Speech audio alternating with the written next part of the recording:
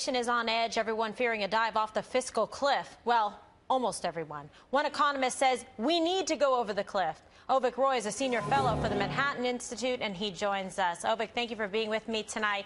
This is an interesting strategy, and one of my colleagues, co-host on The Five, Eric Bowling, says go over the cliff. It's the only way we're going to rein in this reckless spending that has no regard for the Americans that are working very hard every day with those paychecks, and they're afraid.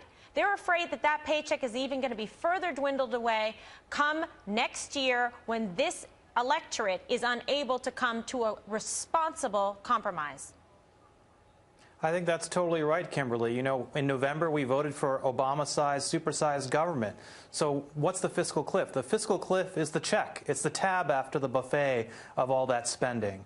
And so the irony is that everyone in the Beltway thinks that, well, it's so terrible that we're going over the fiscal cliff because it's so irresponsible. Well, ironically, it's the opposite. The whole point of the fiscal cliff is when the fiscal cliff is cleared and we jump over it, we're getting rid of all the accounting gimmicks, all the temporary extensions of things that allow Congress to pretend it's being fiscally responsible when it's not. What's going to happen when we go over the fiscal cliff? A lot of taxes will go up, but taxes will go up on everybody, not just that guy around the tree who's paying for everything, but everyone will have to pay. And I think at that point, Americans will realize, you know what? All this government that we're voting for actually costs us money, too.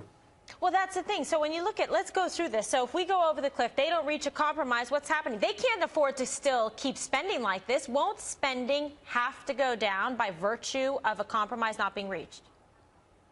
Well, spending will go down a little bit because of the sequester, the defense spending, things that you've talked about on the show quite a bit. The big chunk of the deficit reduction comes from tax increases. Also, the end of the unemployment benefit extensions that have been going on for a while, the payroll tax holiday, and the alternative minimum tax, which is going to grab more and more people. So the point is you're going to have less subsidies for lower-income people who are unemployed today and also higher taxes on middle-income Americans. So, you know, it's not great. None of us want tax increases. But at the end of the day, trillion-dollar deficits are bad, too. Trillion-dollar deficits every year, as far as the eye can see.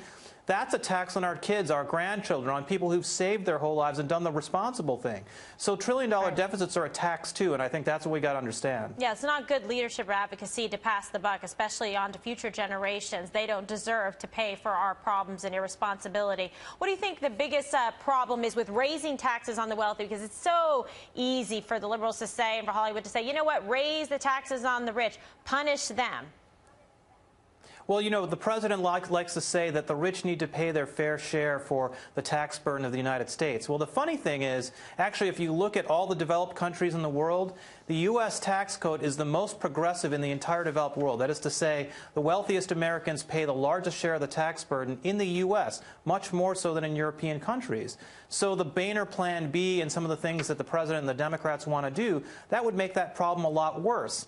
And if wealthy Americans pay that much more of the tax code than is normal for a developed country, what ends up happening? The middle class feels like they can have all this spending but not pay for it themselves. And so I think going over the fiscal cliff, at least, we're all sharing in the responsibility of paying for that big government that we seem to want. Right, and a lot of disappointment, of course, about Boehner's bill not being able to be passed in the House. So we'll see what happens in the next few days before 2013 hits us, and probably hits us hard.